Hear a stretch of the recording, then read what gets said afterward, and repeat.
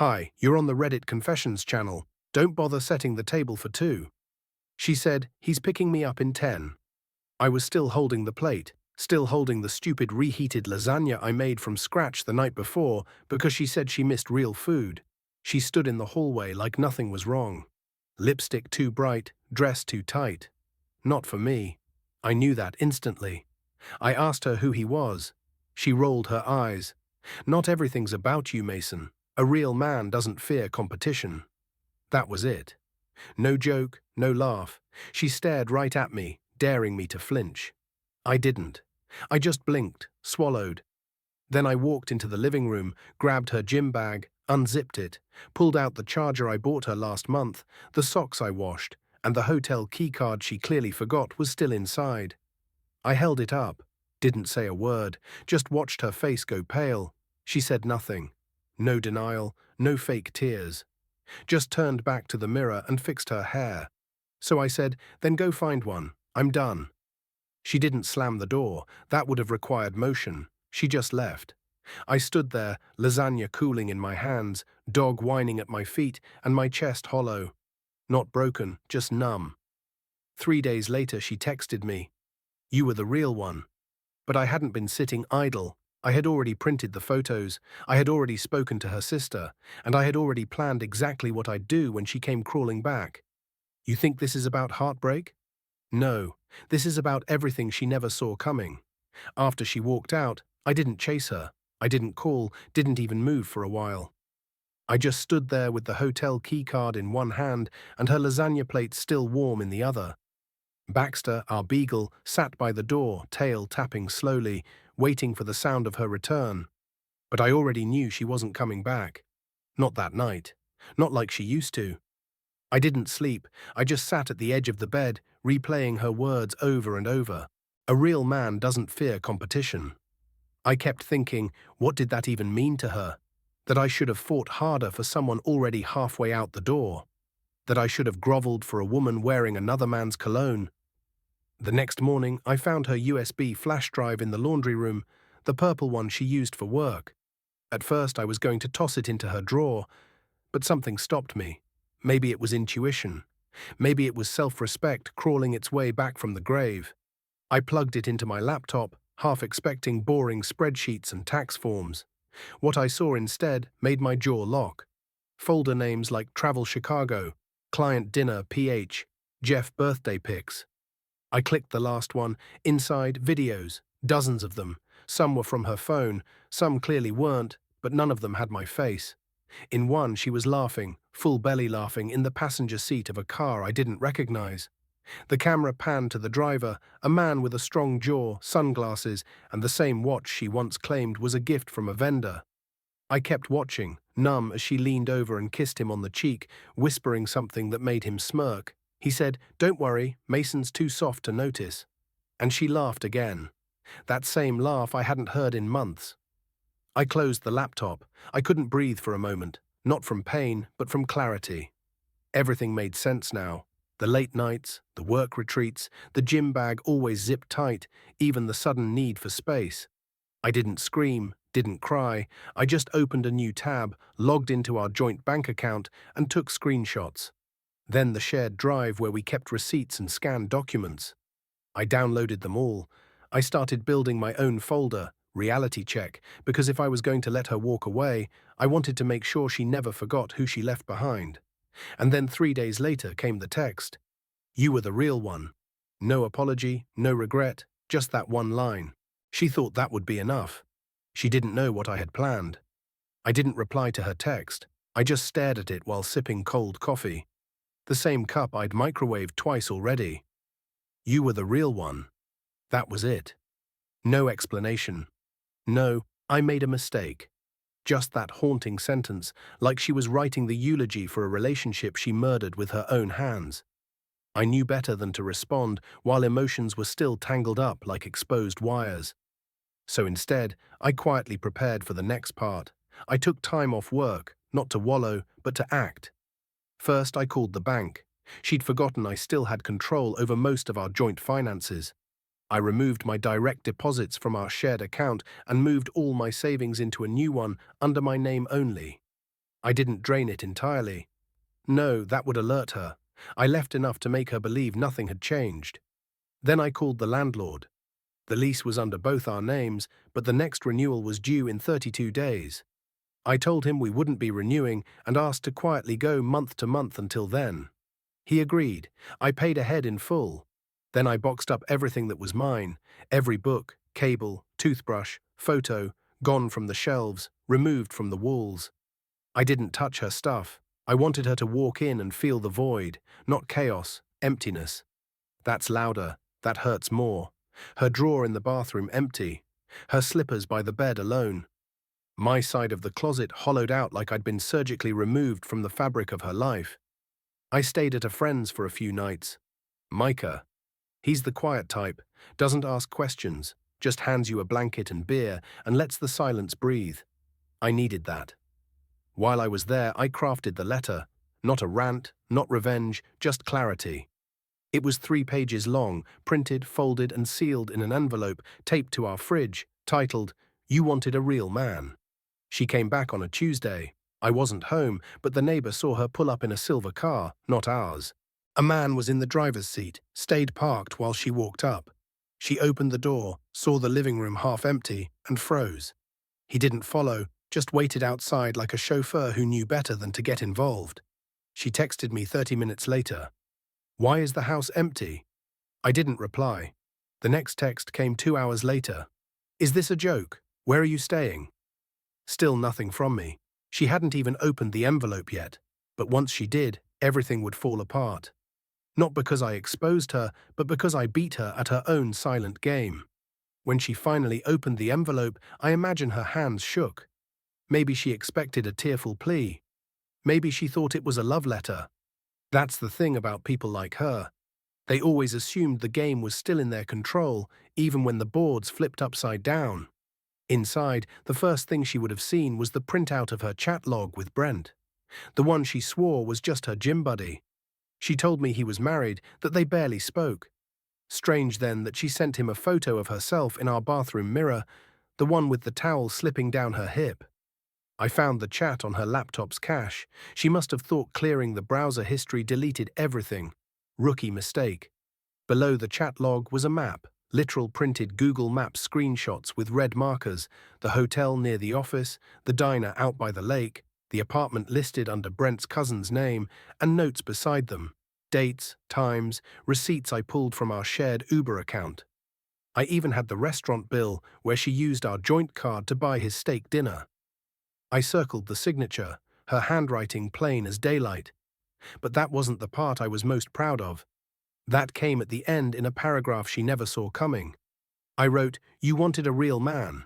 A real man doesn't compete for attention. He doesn't beg for table scraps of love while you feed your fantasies elsewhere. You said competition would make me stronger, but I didn't get stronger. I got smart." I told her I already met with a lawyer, that I'd requested full separation of assets, including proof of marital misconduct. I also told her that before I disappeared from the apartment, I'd stopped by her office with a copy of the hotel key photo and the receipt signed in her name, slipped in an envelope, addressed to HR, attention, conflict of interest. She worked in compliance after all. Let's just say company policy frowns on extramarital affairs between department heads and junior staff, especially when expenses are involved. That night, I turned off my phone. I left it in a drawer at Micah's place and went out to a small cabin near Lake Josephine. No Wi-Fi, no signal, just me, a notepad, and silence that didn't feel like punishment for once. By the time I came back 3 days later, my inbox had exploded. 9 missed calls, 6 voicemails, a chain of messages that started with panic, moved to rage, and ended with desperation. The last one simply read, "Please talk to me. You've ruined everything." No, Lana, I didn't ruin anything. I just stopped pretending I didn't see what you'd already destroyed. And yet, what happened the next morning shocked even me, because someone else found the envelope too. Someone I hadn't expected to hear from. Someone whose voice cracked as they whispered, "I didn't know. I had no idea." It was 6:43 in the morning when my phone rang. I was half asleep, still wrapped in a blanket that smelled like campfire smoke and pine from the cabin. I hadn't planned to check anything for another day. But when I saw the name on the screen, Celia James, I sat bolt upright. That was Lana's boss. The woman who always smiled through clenched teeth at company parties. The one Lana once called cold-blooded in heels. She was the last person I expected to hear from, and her voice didn't match her usual controlled tone. It was shaking. "Is this Mason?" she asked, even though she clearly knew it was. "I got something in my office. I think you sent it." I didn't answer right away. "I'm not mad," she added quickly. "But I need to know, was this meant for me directly, or was I just the one who opened it first?" I paused, choosing my words carefully. "It was meant for HR. I assumed it would land on someone's desk. You weren't the target, but I'm glad it ended up with someone who might actually read it." There was a long silence. Then, barely above a whisper, she said, "You don't know, do you?" "What?" I asked, suddenly unsure who was about to drop the next bomb. "That apartment," she said, "on East Monroe, the one you included in your report. Brent doesn't live there. His cousin doesn't either. I do." My skin went cold. "I recognize the address," she continued. "That's my place. I subletted it short-term through a friend while I was traveling. It's been empty except for weekends. I don't go there during the week." My thoughts started spiraling. If she wasn't living there, who was? Who had the keys? Who had been paying under her name? Celia cleared her throat. "I'm not accusing anyone. I'm just saying Brent couldn't have used that apartment unless someone gave him access, and I certainly didn't." The next half hour was a blur. I sat there listening as Celia explained how company logs showed multiple entries under Brent's badge near her office computer. Her laptop had been accessed remotely. She suspected someone had been logging into her calendar and email, using her credentials to book weekend retreats with someone else's access card. And suddenly it clicked. Lana didn't just cheat, she lied to everyone, even him. Brent wasn't just some random fling, he was being used, played, set up to take the fall if anyone traced it. Because while he thought he was in control, Lana had orchestrated everything down to the receipts, the bookings, the name on the lease. She built her little affair on borrowed identities and fragile trust, and now it was all crumbling. Celia asked me to forward her the rest of the documents. She said she didn't want to jump to conclusions, but promised to escalate it discreetly. Before she hung up, she added one more thing. "I don't know who your wife really is, but I think you just saved more than yourself." I hung up and stared out the window as rain began tapping gently against the glass. I had uncovered something deeper than betrayal. Lana wasn't just reckless. She was calculated, strategic, dangerous, and for the first time, I wasn't just angry. I was scared. It was the sound of a suitcase scraping across concrete that pulled me out of my spiral. I looked through the front window and saw a woman standing at the edge of my porch, shoulders drenched from the drizzle, gripping the handle of a red carry-on. At first, I didn't recognize her. She looked smaller than I remembered, thinner maybe. Then she turned slightly toward the door, and I froze. It was Kara, Lana's childhood friend, the one I hadn't seen in nearly a year. Kara was never the dramatic type. She avoided conflict like it carried a disease. So when she knocked, not lightly, but with the kind of firmness that says, "I need you to open this door," I knew something was seriously wrong. I cracked it open. "I'm not here to fight," she said before I could speak. "But I need to tell you something, and I didn't want to do it over text." She stepped inside without waiting for an invitation. Her jacket dripped onto the doormat. She looked around the hollowed-out living room as if searching for signs of Lana and then let out a soft sigh of relief. "I left her," Kara said.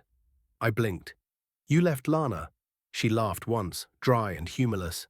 "No, not like that. I mean, I left her apartment. I've been staying with her for a few weeks. I thought I was helping. She said she just needed space to think, to escape the pressure. She made it sound like you were smothering her, being possessive, watching her every move." I didn't say a word, just listened. "She's good at that, isn't she?" Kara continued, making herself the victim. I nodded slightly, careful not to influence whatever she was about to unload. I could feel it coming. A confession, or a betrayal, or maybe both. She's been lying to everyone. Mason, to me, to Brent, even to her sister. You weren't crazy. You weren't imagining things. She used my car one night to go grocery shopping and came back 3 hours later with smeared lipstick and a smirk. I knew, I just didn't want to see it. I felt the blood drain from my face. Why are you telling me all this now? Because I found your envelope, the one she tried to hide. She thought I was asleep and tried to burn it in the sink. She only got through the first page before I walked in. I read the rest, every word. I stared at her. So now what? Kara pulled a folded paper from her coat pocket. There's something else. Lana kept a second phone. She hid it in the lining of her suitcase. I went through it.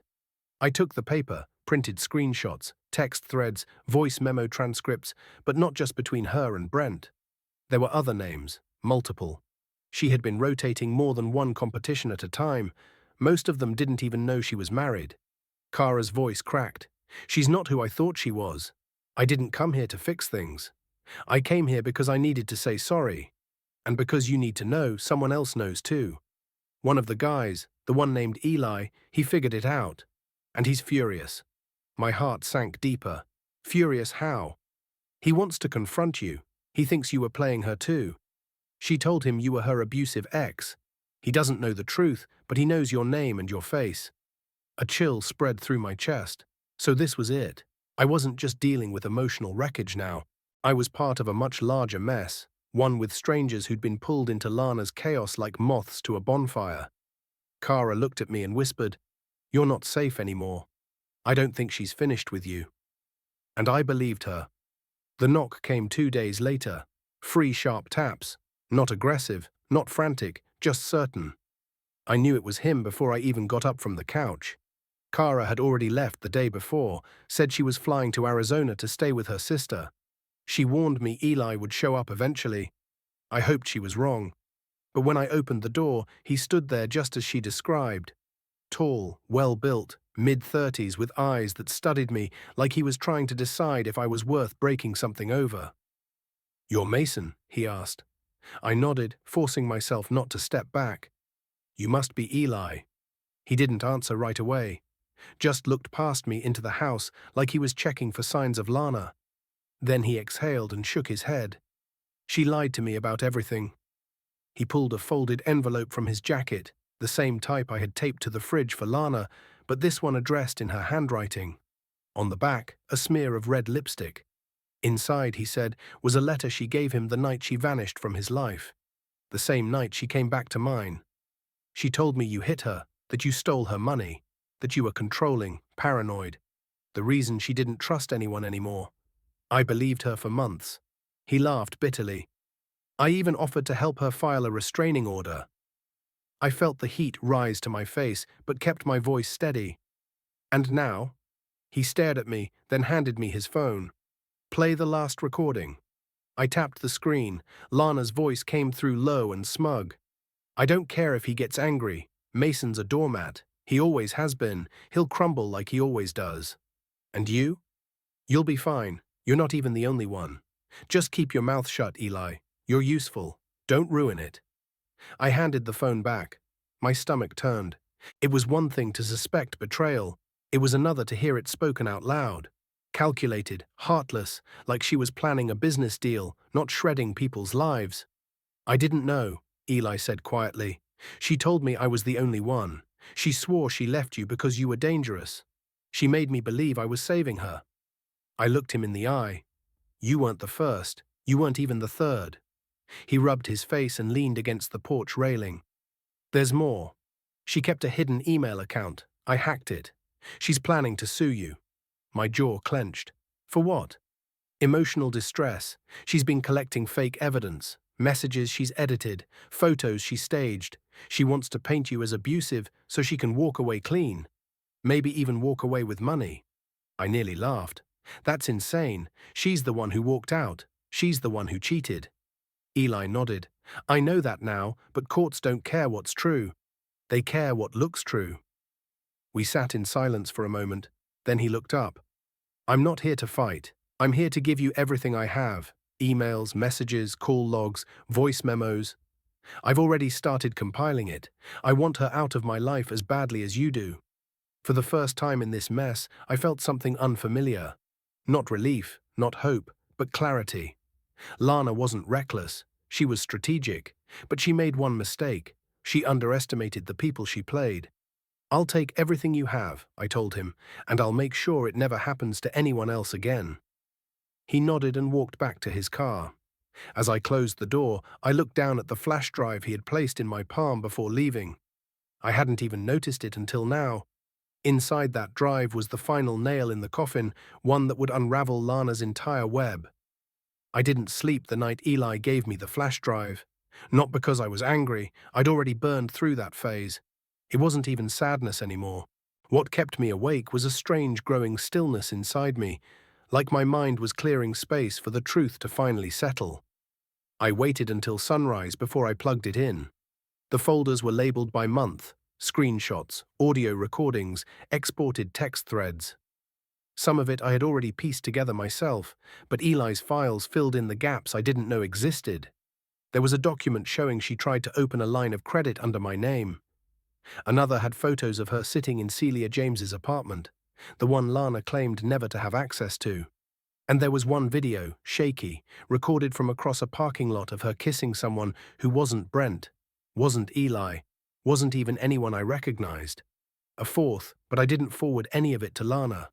I sent it to my attorney. Then I blocked her number for the last time. A few days later, her sister Natalie showed up unexpectedly. She was holding a brown envelope and a half-eaten container of lemon cookies, Lana's favorite. She looked embarrassed, like she didn't want to be seen on my doorstep. She told me I'd never understand, Natalie said softly, but I've known her since she was 5. I knew something didn't add up. She's always been good at spinning things, but this time it unraveled too fast. She handed me the envelope. Inside was a letter, Lana's handwriting. Only this one felt different. It wasn't arrogant. It wasn't manipulative. It was quiet. I never feared losing you because I never believed I had you in the first place, it read. You were always kind, patient, present. I thought I needed excitement, drama, fire. But all I did was burn bridges with people who built me homes. No apology, but for once, maybe honesty. I didn't need to respond. I didn't need her to hear forgiveness. What I needed was peace, and this time I had it. 2 months later, I moved. New apartment, new neighborhood. I even picked up running, something I used to roll my eyes at. But every mile felt like another piece of her fell off me. Lighter, freer, the flash drive locked in a drawer, not because I needed revenge, but because it reminded me how far I'd come. I didn't need to destroy her, I just needed to let her fade. And she did. Sometimes the best revenge isn't noise, it's rebuilding your life so quietly that they don't even hear you leave. If you made it to the end of this story, thank you. I hope it gave you something. Whether it was closure, clarity, or just a good reason to trust your instincts. Tell us in the comments which moment in this story shocked you the most, or which one felt the most real to you. We read everything. Don't forget to subscribe to Reddit Confessions for more true-to-life stories like this. And remember, silence can be the loudest answer.